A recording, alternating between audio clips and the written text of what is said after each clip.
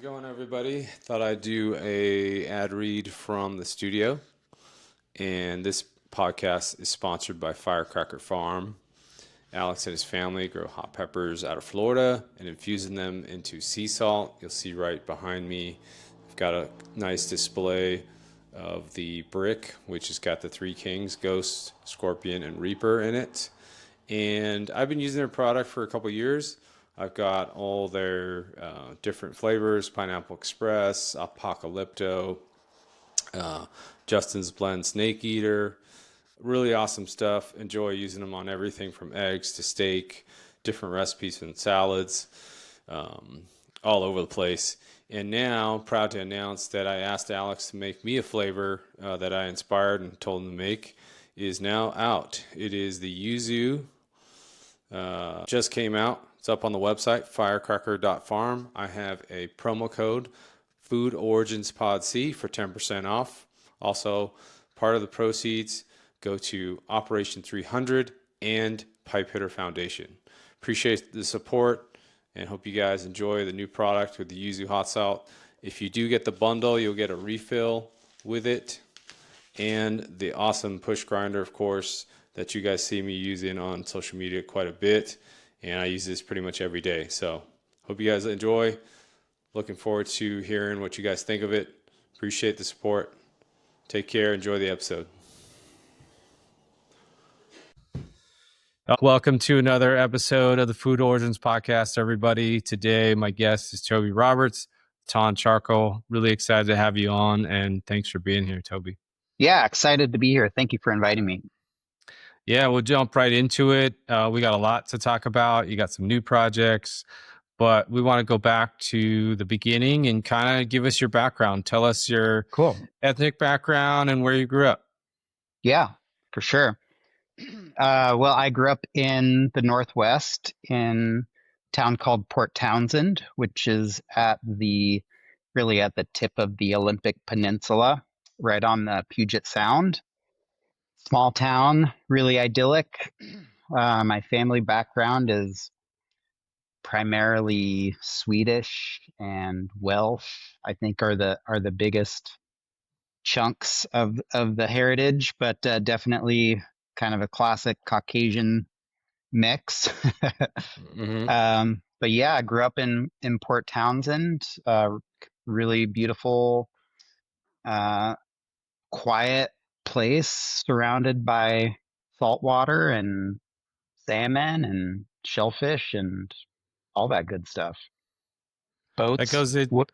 That goes right into my next question is, what's your earliest, I always ask what does everyone, what you ate growing up and kind of your earliest taste memory? Yeah. Well, my mom was not really a great cook. So, my food memories growing up were, definitely like TV dinner sort of situation.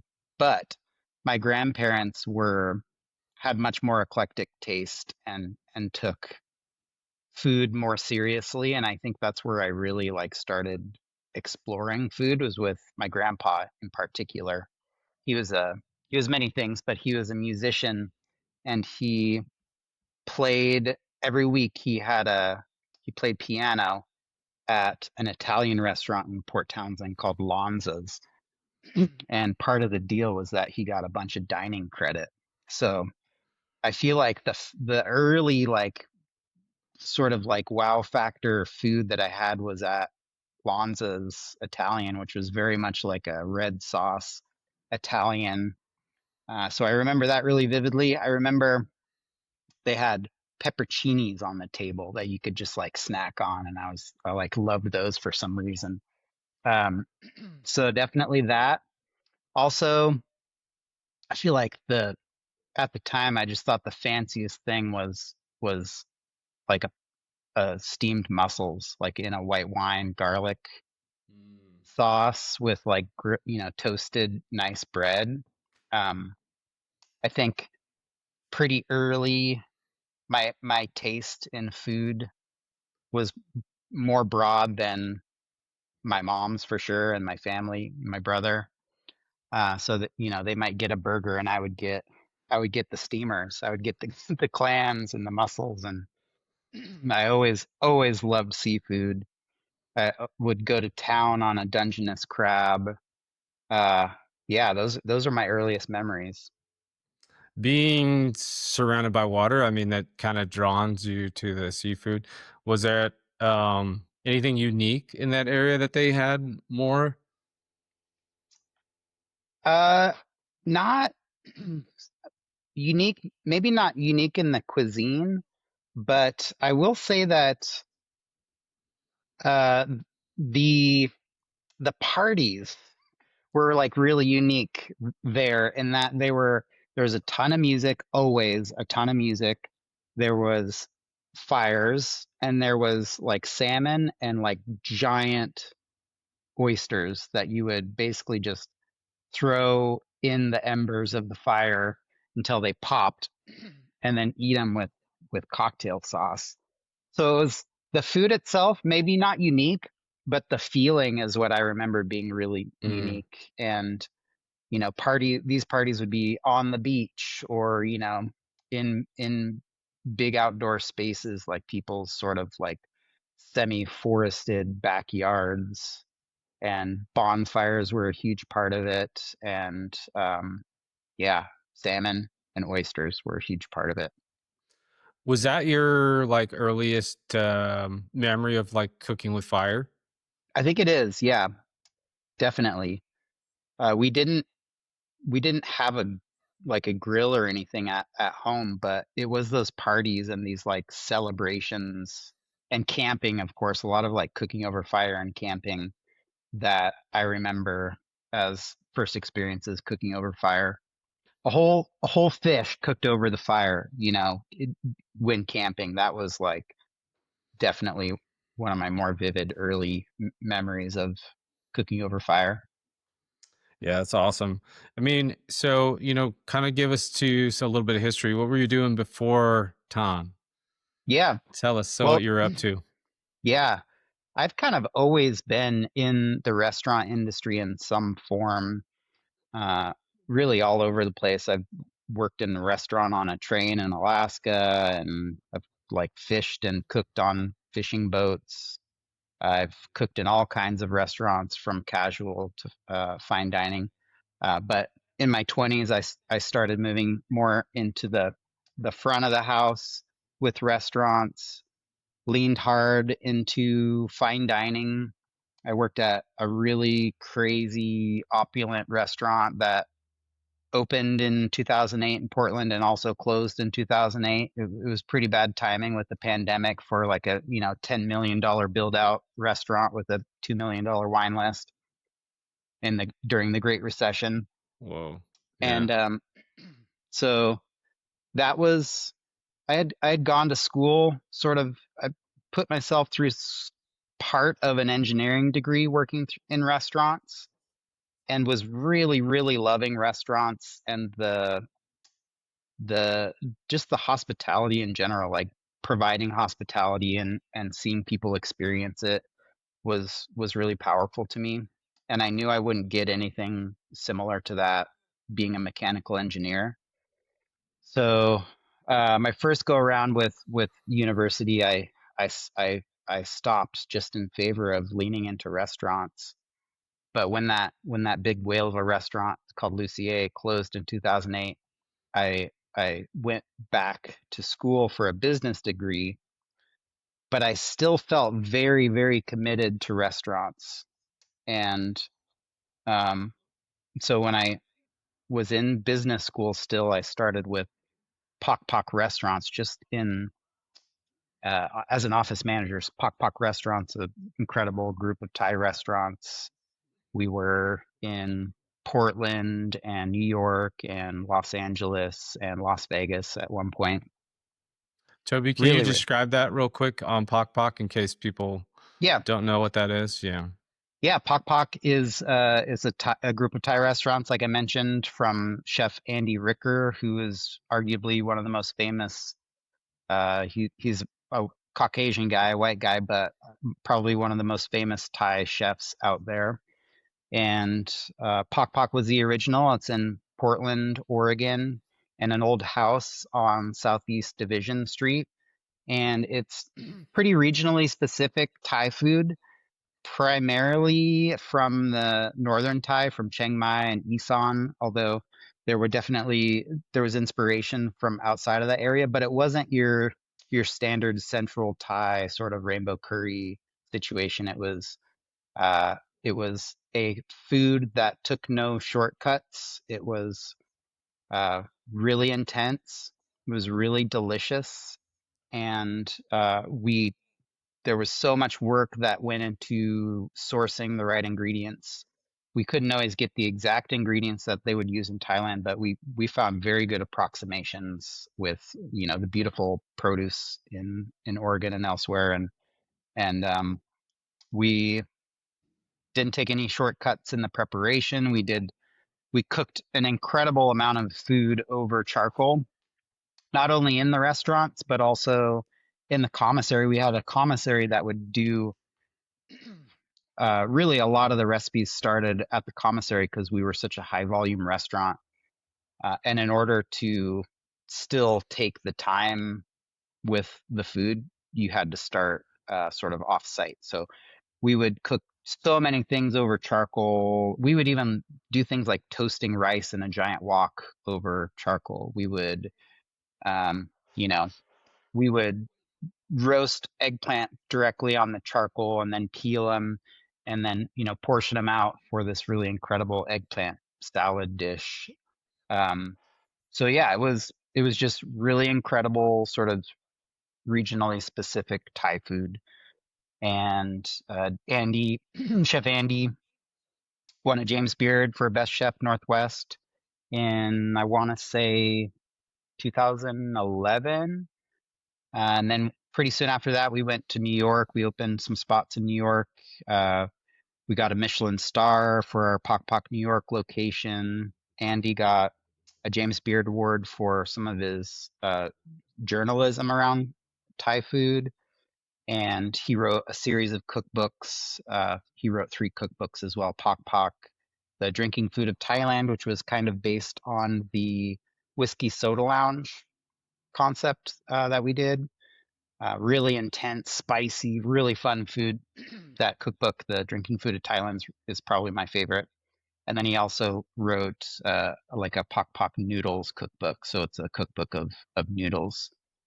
So that was an incredible experience for me, in that I was able to learn and develop myself so that I was able to give the business what it needed at like any given time. I was there for 10 years, and when I started, it was just Pok Pok and Whiskey Soda Lounge. And at one point, I think we had something like 14 locations, a charcoal company, which I started with Andy, and a drinking vinegar company. And I got to sort of pursue a combination of my interests sort of overlaid on the needs of the business, and have successes and have failures, and it was a really incredible sort of journey. And then when the time came, I was ready to do my own stuff, and I bought Andy out of Thaan Charcoal.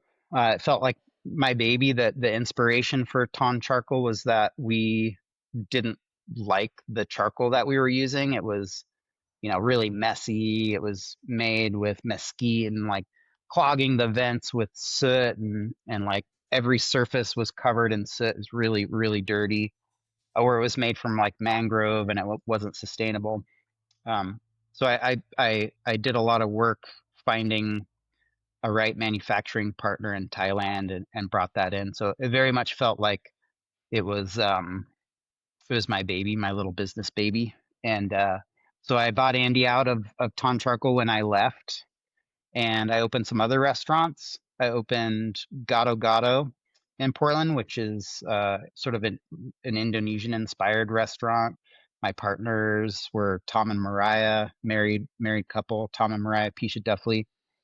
Tom's family is of Indonesian Chinese, Indonesian Dutch descent, and but also Chinese ancestry. And the food was kind of Indonesian, but it was also kind of East Coast stoner food. So definitely unique sort of perspective on food, and that was really fun and very successful. We also opened Oma's Hideaway, which is a little bit more sort of Malaysian, Singapore kind of street food inspired.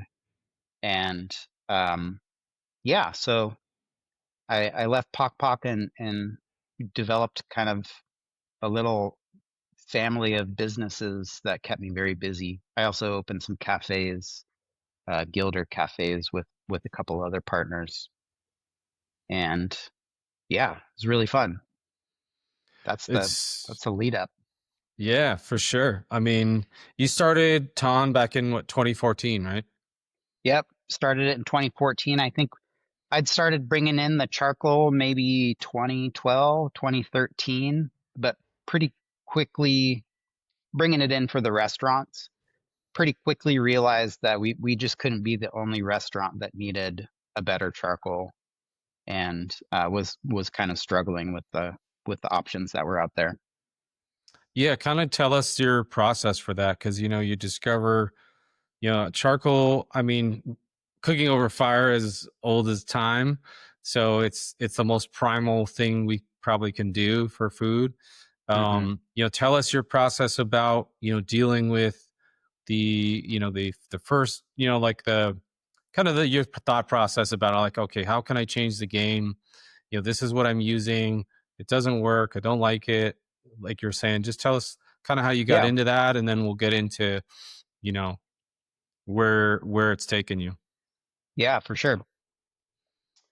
Um, Yeah, like I said, we used so much charcoal. We used it at the commissary, we used it at the restaurants. It wasn't it wasn't like one piece of equipment either. It was many, many different types of equipment. We had like uh, Dows, which were the like ceramic Thai sort of charcoal ovens, and we had yeah, Conroe grills, lots of Conroe grills. We had this thing called a chicken rocket, which we got from Thailand, which was we called it a chicken rocket. I guess nobody else called it a chicken rocket.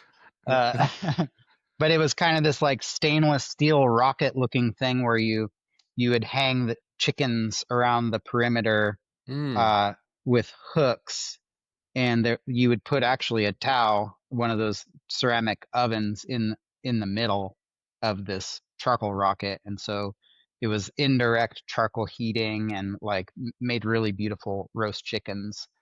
Um, so anyways, we use charcoal in so many ways, and like I said, if you're using just hundreds of pounds of garbage charcoal a week, thousands even, that that all sort of accumulates in your hood system and on your our staff's bodies and just all over everything. And that was like worst case scenario is when we were using a mesquite lump charcoal, and it was not tenable. It was we had to clean the hoods constantly, and it was just really challenging and like clearly not good for the staff as well.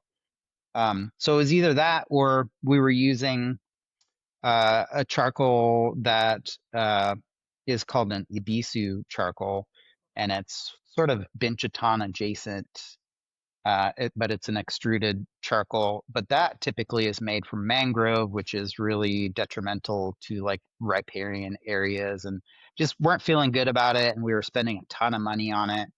And it had nothing to do with Thailand either. And I'd gone to Thailand with Andy actually when he was shooting photography for the Drinking Food of Thailand cookbook, and it's ubiquitous in Thailand, Southeast Asia.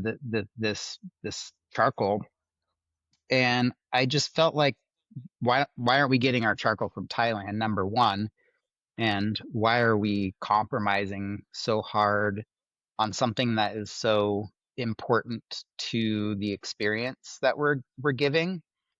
Um, it just cooking over fire, even if you're not staring at a fire, just like having food touch fire brings a different experience. And it's sometimes you're not even sure exactly why something tastes so much better, but it just happens to be because it's cooked over fire or charcoal in some way.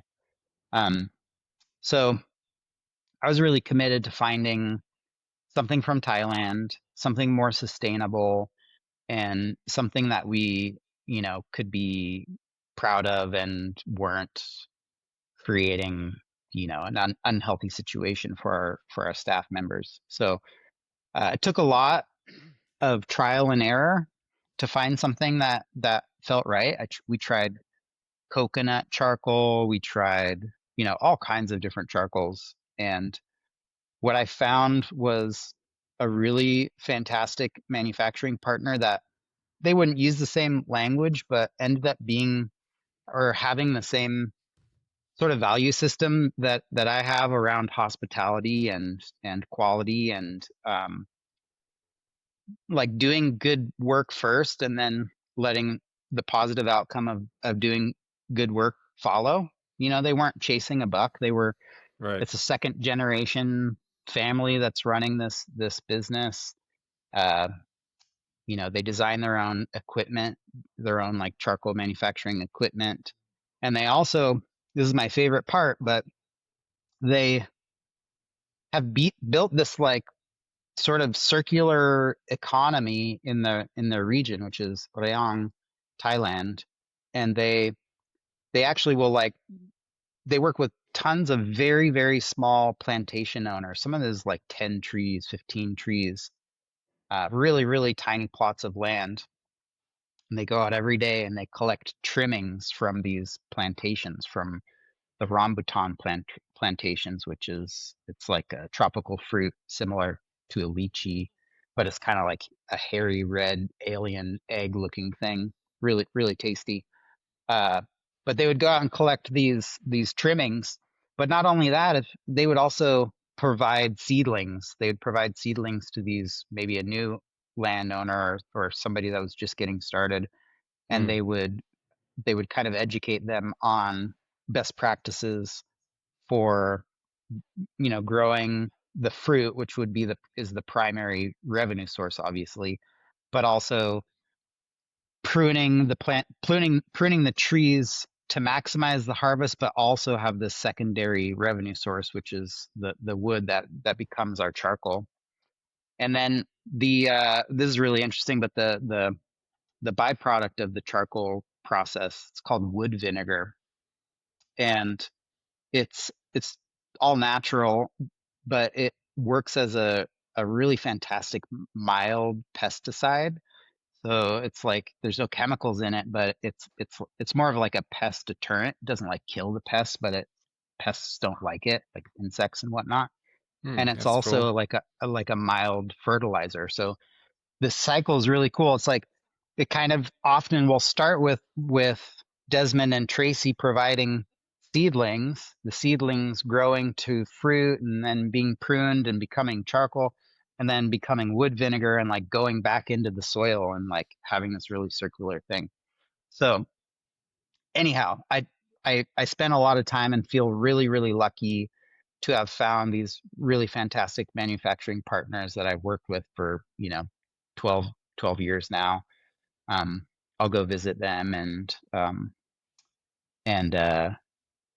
they're just really good people that share like the idea of like I think hospitality, like I said, and quality and um, yeah. So I think at the core of Thaan also is the experiences. I was always in restaurants because I really enjoyed creating experiences for people and the value of human connection and sort of the the obvious path to connection being sharing a meal and the absolute best way to connect being sharing food that's cooked over a fire. So I really I brought that philosophy of like hospitality and building experiences into Thaan. And I think, you know, I like to think of Thaan really as an exploration of live fire cooking culture and stories and techniques and a vehicle for creating more opportunities for people to enjoy cooking over fire. And that's really kind of the guiding principle behind Thaan is to is to focus on the experience of it. Yeah, and before we get into some of the technical stuff on the charcoal and the products you got, you're fresh off the Southern Smoke Festival, right? Tell us all Yeah. about that. It Oh looked man, that awesome. was that yeah, speaking of connecting over live fire cooking, that was amazing. I don't know if you're familiar with the Southern Smoke Foundation, but it is a nonprofit organization originally started by Chef Chris Shepard from the Houston area, and they their sole purpose is to support the restaurant industry through. They have a few programs, but their first and really most impactful program is direct financial assistance to food service workers for any number of reasons. Personal calamity and the there's just like not much support for restaurant workers often who are like one shift away from, you know, financial hardship Hmm. sometimes. And they deal with the unexpected just as much as anyone else, and probably typically are less prepared for it. So anyways, they have just given millions and millions of dollars directly to food, hospitality, restaurant, food system workers uh, who are going through hardships. And then they also have a program called Behind You, which is a free mental health care program also for restaurant food system workers. And I think they're in 13 states. They're not in Oregon yet, although I'm definitely encouraging them to come to Oregon. But I think, yeah, something like 13 states. Any restaurant food service worker in those states has access to free mental health services through the Behind You program. So that's Awesome. what they do on a day to day. But they do this festival each year called the Southern Smoke Festival in Houston, and they bring just incredible chefs uh, from all over to come cook. They had all 10 of the Food and Wine top new chefs, best new chefs, I think is the program. So they were all there, and then just the vibe of it, right? Because what they do every day of the year is support the restaurant industry, and Hmm. they show such amazing hospitality to everybody that comes, but in particular the chefs and everybody that are coming to cook. Everybody's in the best mood. The food is incredible. It was so fun. We had some chefs cooking on the Thaan Grill XL, the one that you have, Dave. Yeah. Leanne Wong was cooking on that. She's from Cocoa Head Cafe in Honolulu. She's amazing. She's so fun. Um, we had Telly from Hags, New York, cooking on the grill, and then also Vinny from Cordelia, and I think it's in Columbus, Ohio. He was cooking on it, and yeah, I mean, incredible food, lots of live fire cooking. Aaron Franklin was there, you know, Yeah. crazy brisket. It was amazing. It was such a good event. It always is. It looked awesome. And then we'll talk about your new grill, but you had Brad Leone and Rodney Scott up there too, rocking it. Yeah, yeah. We had the new grill. We built the Thaan Grill XL for restaurants. We launched that earlier this year. I've been working on it for like 5 years or so, and testing it in my restaurants, getting feedback, tweaking it. And we launched that earlier this year. But I wanted to bring that same experience for home chefs, right? So I designed kind of a half size unit that's just like a better footprint for home grillers. And we got that onto the Yeti stage where Brad Leone was the MC. And yeah, Chef Rodney grilled some corn on it. And it was just like, it was such a it was such a powerful moment, right? To like Yeah. see, we haven't even See it in launched this. action. Yeah. Yeah, we're launching a Kickstarter later this month, but to see it up on the stage, and like they had like a TV screen, so it was like kind of on TV too, and it was just like it was so cool to see it up there, and yeah, see Brad Leone hanging out with it, and yeah, it was neat. Awesome. Yeah, we'll Yeah, put all that information, like just so you guys know, all that stuff will be in the show notes, and then obviously the links for what's coming up on that. Kind of give us thank some you. technical stuff about the charcoal. So like a lot of people Yeah, don't know what is extruded charcoal. Tell us yeah. about that. So our original product, we call it Thai style charcoal, and like you said, it's an extruded charcoal, and the process looks a bit like these scraps from the plantation folks make their way to a kiln to be carbonized, and carbonized is it's a process that's as old as man. Effectively, it's been produced. Charcoal's been made since ancient times, but the chemical process is called pyrolysis, and it's effectively burning a biofuel in the absence of oxygen, and that's important because um, the oxygen binds with carbon to make carbon monoxide, carbon dioxide. But if like a wood or another biofuel is burning without oxygen, carbon doesn't combine with anything, and that's effectively all that's left over after the pyrolysis process. So it's between 92 to 95% carbon if you do it right. And then we take the carbonized wood that has gone through pyrolysis, and we grind it really fine, and sieve it so it's very, very consistent. And then we mix it with a binder, which our binder is just tapioca starch, totally natural, product, tapioca starch. Hmm. And then it's the extrusion process is that it goes through a hopper into like an auger press, and the auger press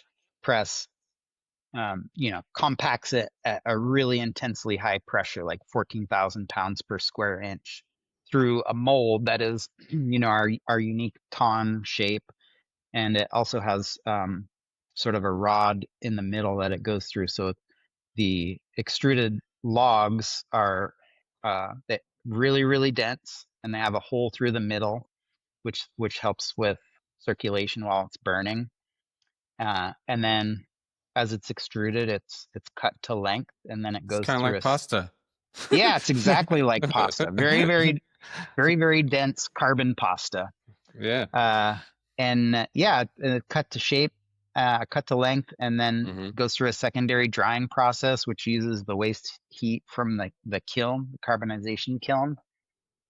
And so it's very, very uniform.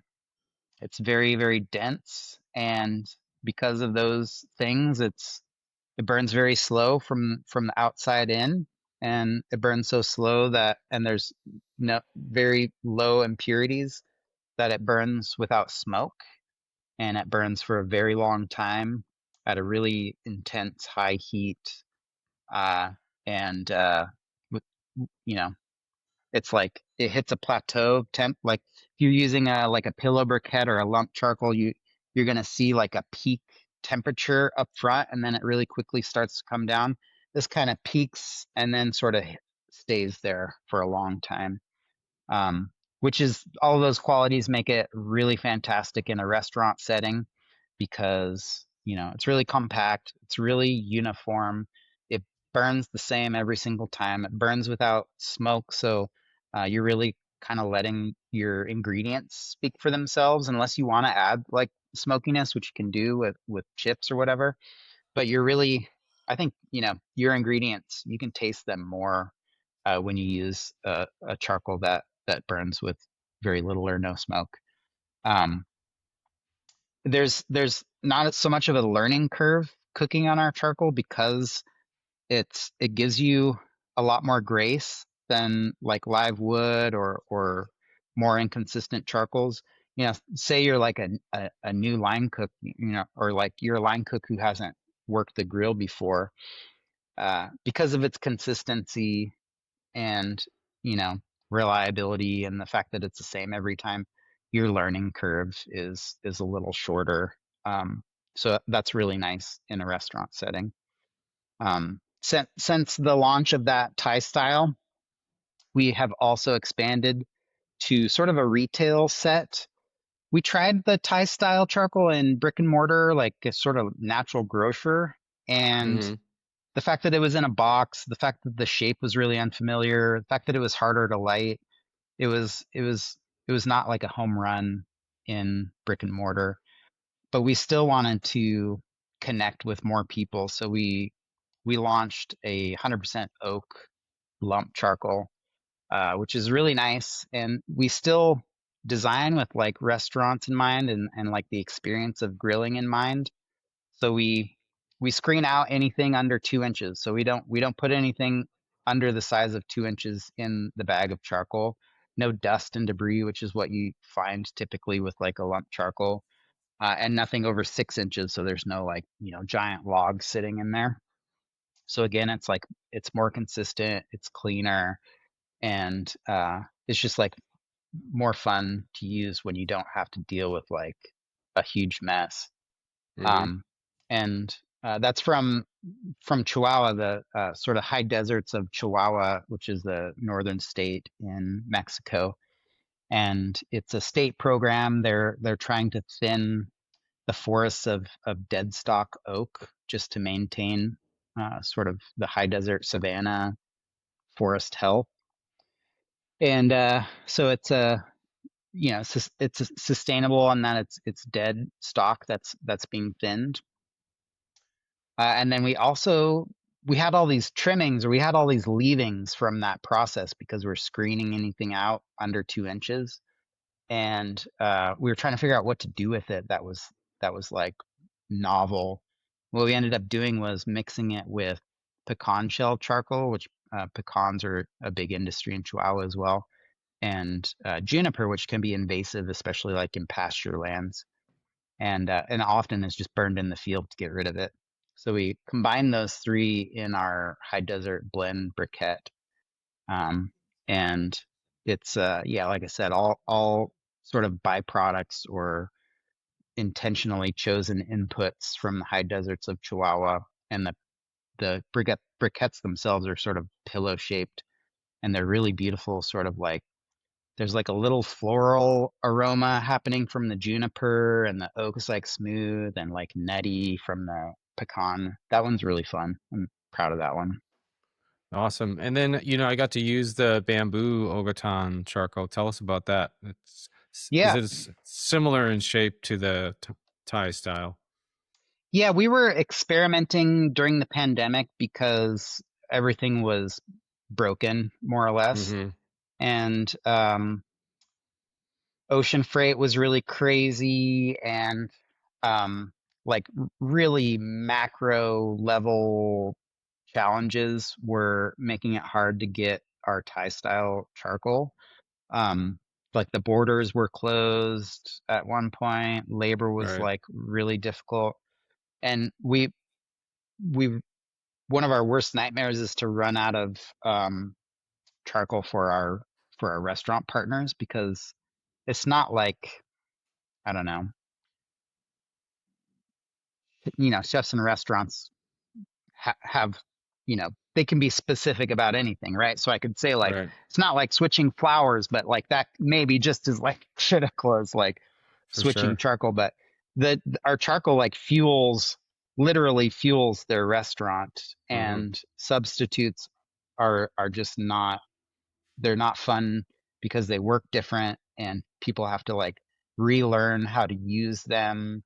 Um, they may, you know, for a lot of reasons, it's like we really didn't want to run out of that charcoal. So, and we also just love the idea of exploring sustainable fuels. And so bamboo is like obviously a very fast growing material. And so that is, it's super sustainable product. It came from China.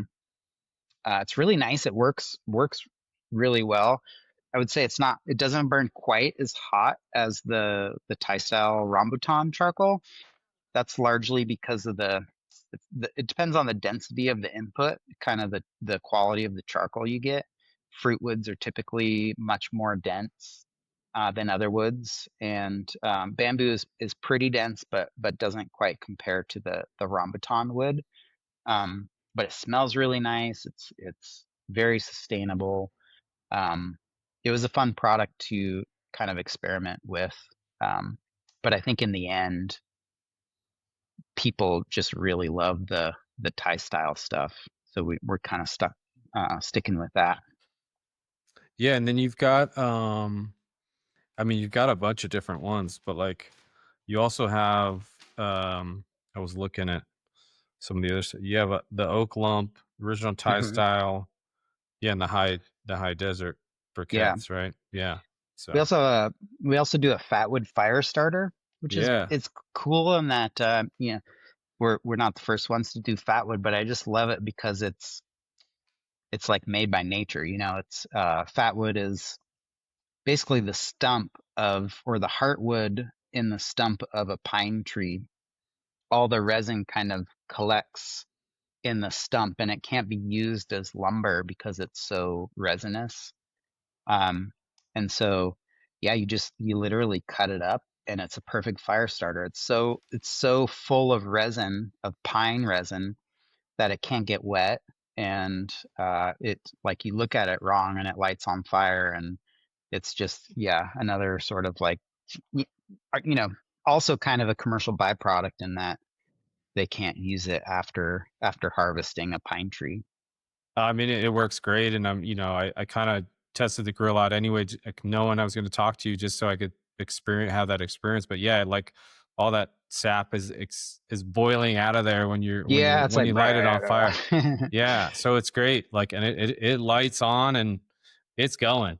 Yeah, Yeah, so it works out yeah, pretty good.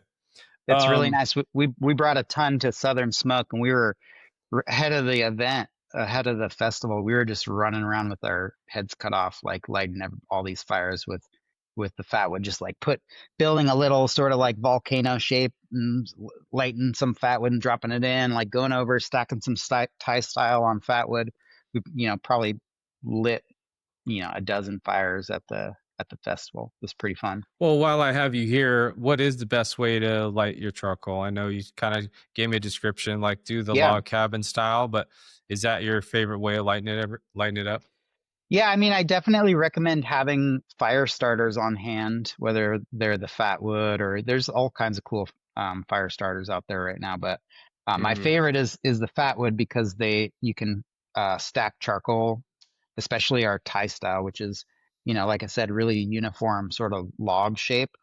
So it in our grill, for example, I will lay down 3 or 4 pieces of the fat wood, and then I'll kind of like Lincoln log, like alternate the Thai style logs on top. So maybe like two per layer. So two for maybe like six in an alternating pattern Hmm. on top of the fatwood fire starters. And then I'll light another fatwood fire starter and kind of drop it in the middle. You want to leave plenty of space in between all the charcoal when you're doing this.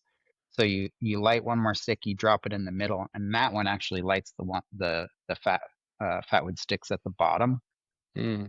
and then wait. I think the main the main trick with the Thai style charcoal is that it takes considerably longer to light than like a lump charcoal or a pillow briquette. So I always do that really early. I get the fire going before I start doing any prep typically, um, because that charcoal can take 45 minutes before it's ready to rock. And but the nice thing is that it burns for hours, so you're not at risk of running out of you know prime grilling temperature. Um, for like a lump charcoal and more like naturally shaped charcoal, I will, ag- I will also preface this like if you have a charcoal chimney, that's like the easiest thing, right? You light the fire starter under the chimney.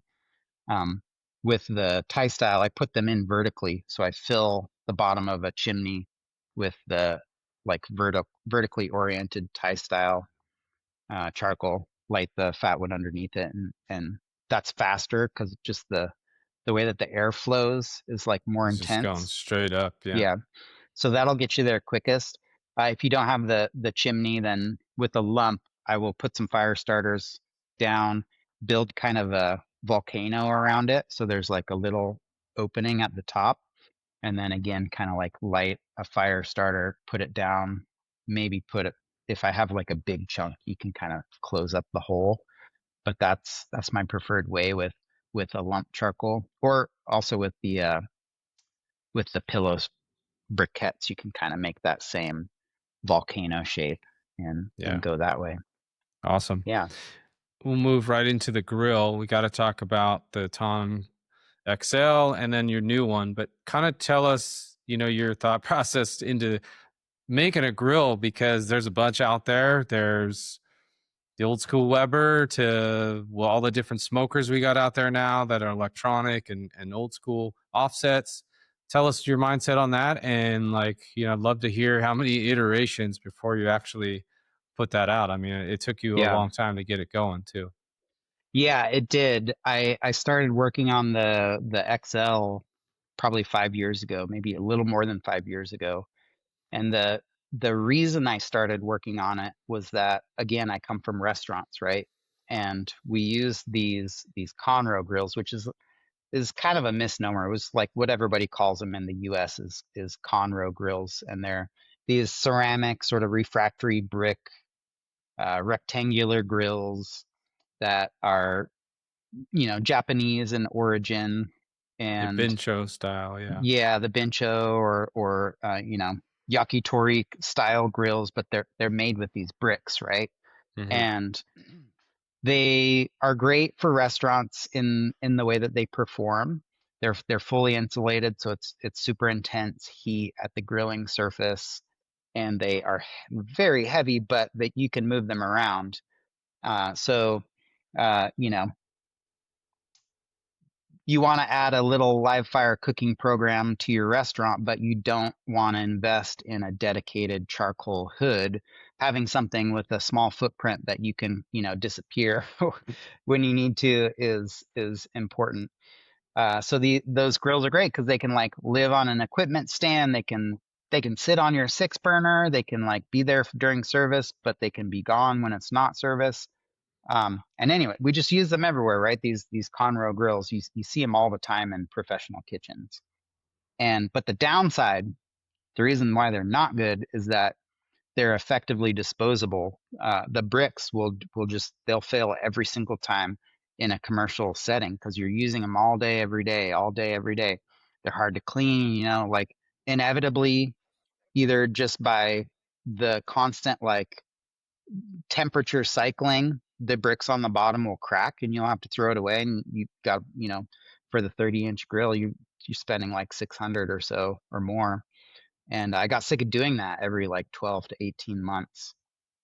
And so the initial idea was to create a grill that had the same qualities as those Conroe grills, but wasn't disposable, right? And so the first iterations were really crazy steampunk machines that were like half metal, half brick, and weighed like 125 pounds, and like not tenable for many reasons, but um, that's where it started. And then like I would like put it in the restaurant, put it on the line, get feedback on like what was working, what wasn't, what would be nice, what didn't you like, and tweak it, right? And like just like with a metalworking buddy, we would just make new versions.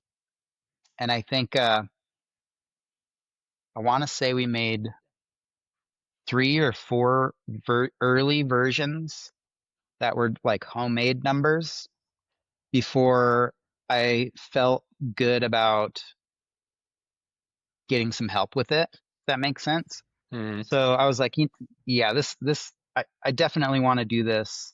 Now I got to like polish it up and like get some help bringing these ideas to life.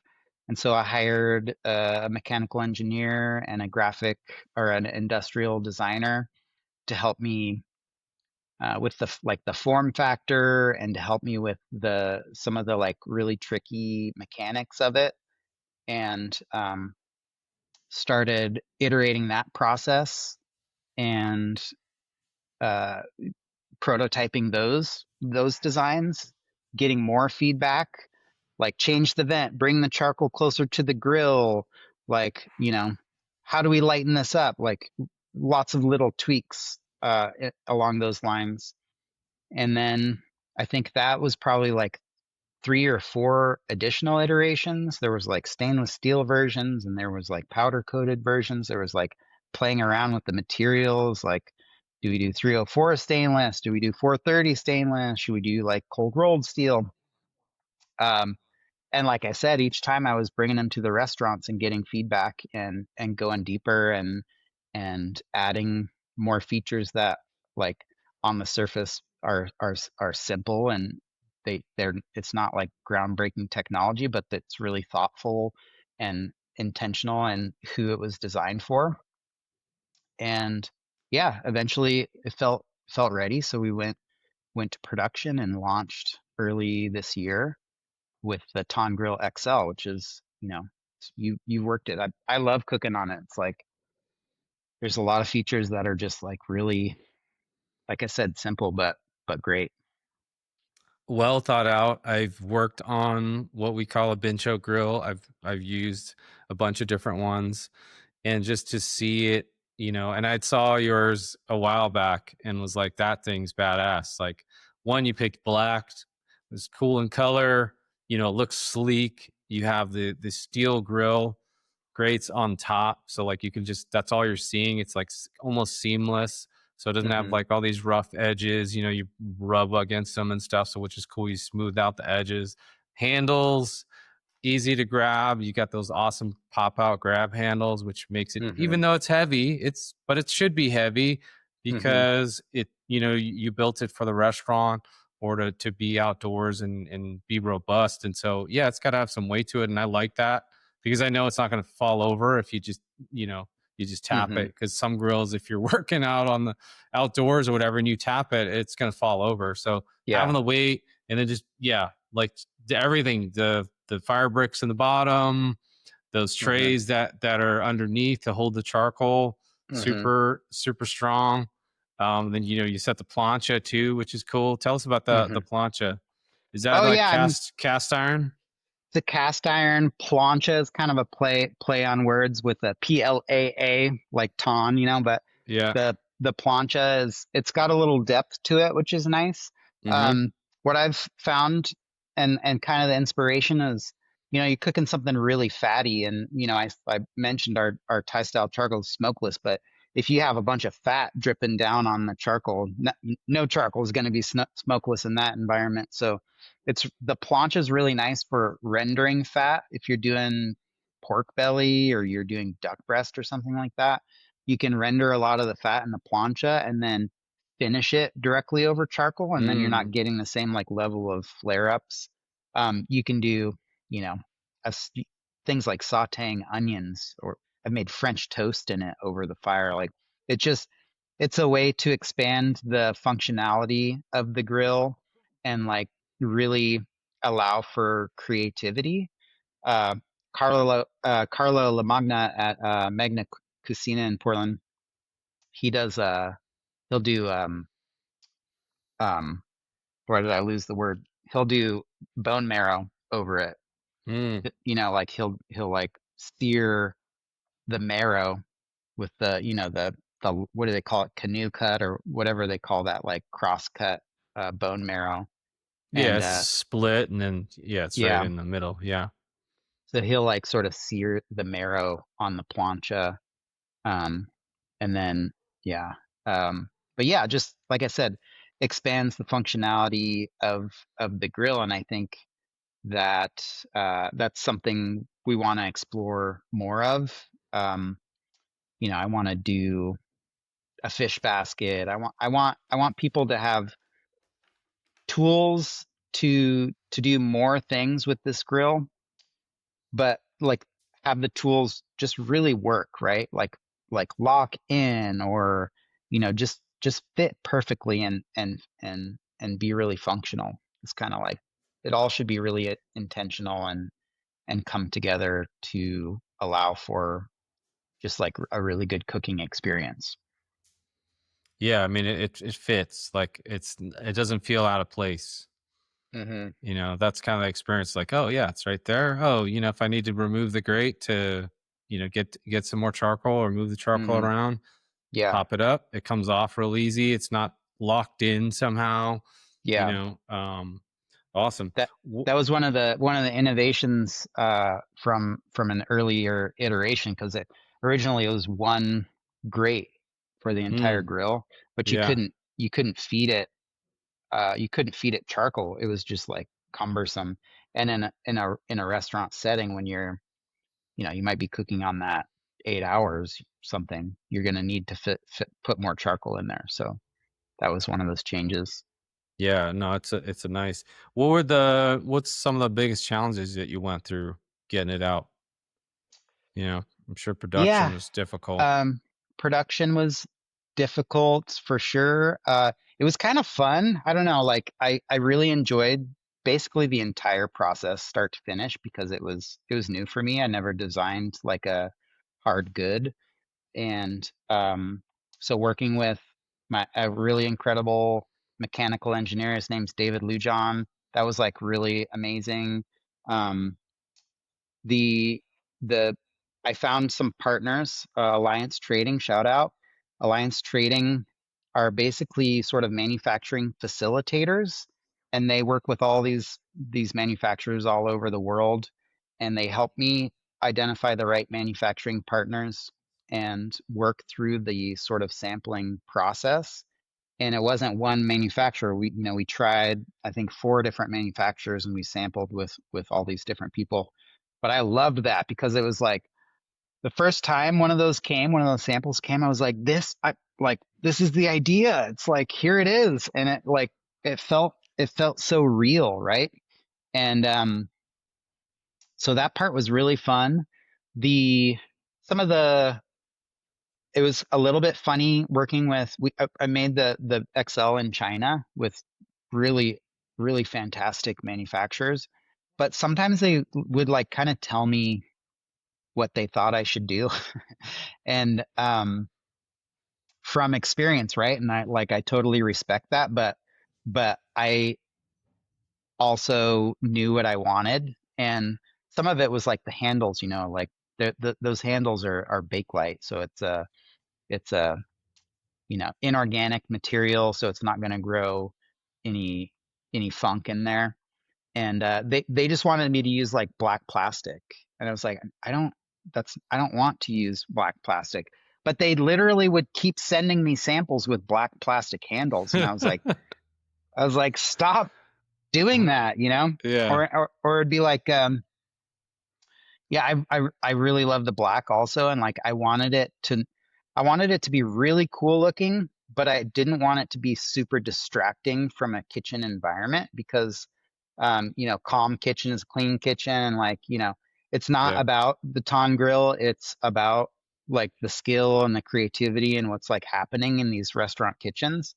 But I also wanted people to like feel proud of like using this thing. So the sort of like black logo on black design, hmm I definitely wanted that. But I also I like wanted that. I wanted to see a couple different colors, and they're just like, no, you should do black. And just like same thing, like they would Yeah, just send. I'd ask for one thing, and they'd kind of be like, yeah, you should do it this way. And so I had to push pretty hard on a few of those yeah, ideas that were most important to me. yeah. Mindful on your time, Toby, but I wanted to Hmm. ask you, do you have any chef stories about when they were testing it out? Do you have any fun Oh, stories about it? yeah. So I sent grills to Yakitori guy, and he did an event Mm, with I was trying to get feedback on the design, and he did an event with, I think it was with the Yara Thai folks, Vanda, and this was like a prototype stage, and I hadn't added legs yet to the charcoal tray that's inside. no, this is really what came of that, but they did an event together, and the body got really hot and like melted the pop-up table. Oh And shit. that was like a learning experience, right? Like I needed to do more work to make it safe. So it was like really important that that happened. And like, Yeah. because most of the testing I did was in restaurants, on a stainless steel surface or on a six burner or something. So Right. I didn't have that other like perspective of doing events. So that was like an oopsie on my part. I definitely replaced a couple tables for them, but nobody was hurt, and everybody was fine. And I really appreciate yakitori guy and like Justin from Anajak Thai tested it, and like I had a lot of chefs testing the grill, and I'm really thankful for all of that feedback for sure. Awesome. Yeah. Shout out to Yakitori guy. Been following his work for a while and really He's good awesome. at explaining everything. And yeah, if Hmm. you want to learn about Yakitori, he's the man. He is the Um, man. Tell us about what's going on with the home style one. We'll kind of close it Yeah, out there, and tell us what's going to happen with the Kickstarter, and promote that before you yeah. get out of Thank you. here. Yeah, so I was so proud of the Thaan Grill XL, but I wanted to bring that experience to home grillers in a footprint that was a little bit more manageable than the XL. So I designed the Thaan Grill, and it's effectively exactly half the grilling size, but all of the accessories are interchangeable between the two because it's exactly half the footprint. So the plancha is working on there. We have this like Thaan frame, which is really cool. It's like adds a couple of layers above the grill, so you can have two zones or a hot hold or something like that. Um, I got a little funkier with the colorway. It's this really beautiful orange, and made the logo pop a little more because I'm not trying to hide it in a restaurant kitchen. And it's really beautiful, if I do say so myself. I feel like it walks the line between like function and furniture. It's like what I really would love to happen is to have people make the grill part of their aesthetic because it's so nice looking, and because it's part of their aesthetic they keep it out, and because it's out they're reminded that it exists, and because they know it exists they like do more cooking over fire. And I think that's like the ultimate sort of goal is to create more opportunities for people to cook over fire. But it's safe for every surface. You can put it on a plastic table or a wood table, and you can grill right there. And it kind of is bringing the grilling experience to the table so that it's more of a shared experience with friends and family and loved ones. I love the standalone grills. I love the big green eggs and the Webers, and those are all fantastic. But they kind of sit in the corner, and um, this is like bringing the grilling experience to the table.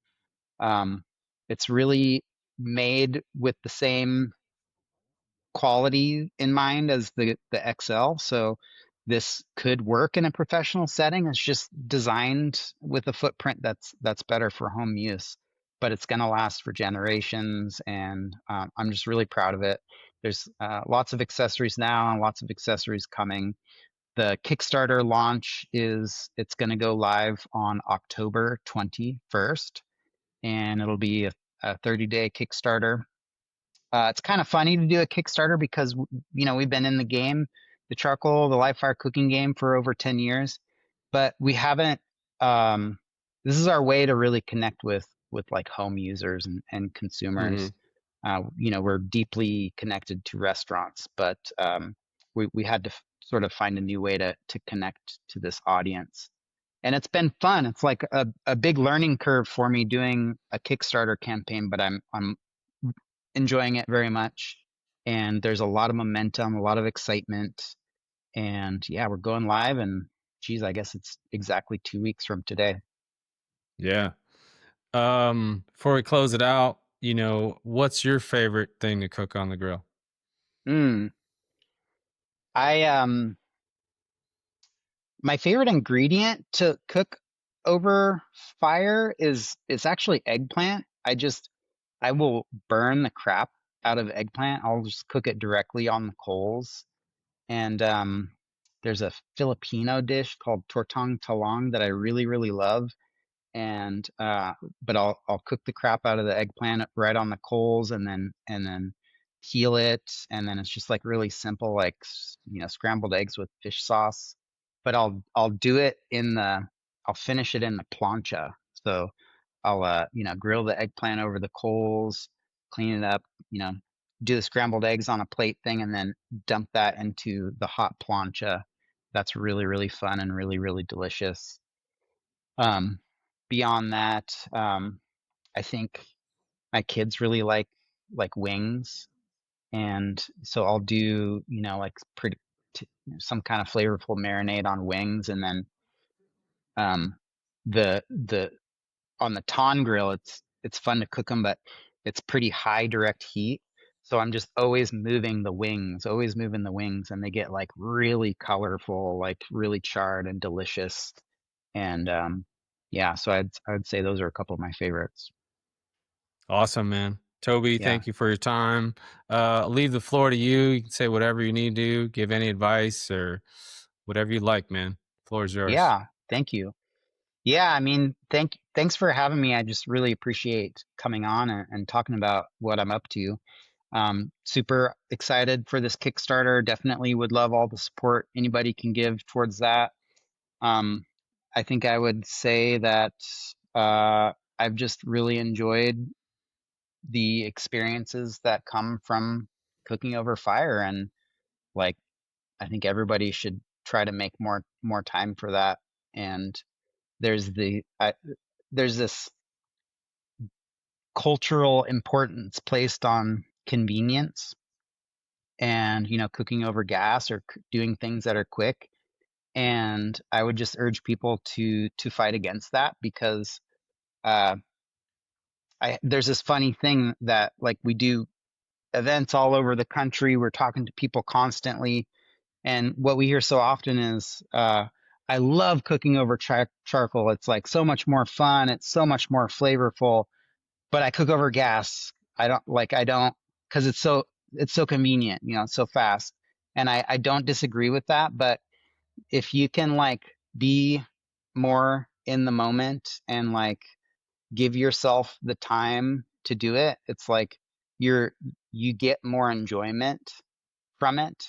And I think that like the importance of that is really, underappreciated. Oh yeah, you get like full experience out of it every Yeah. time. Yeah. It's a little bit different every time. Yeah, you slow yourself down a little bit. I think it might not happen as quickly, but you'll find that you'll enjoy it more. Awesome.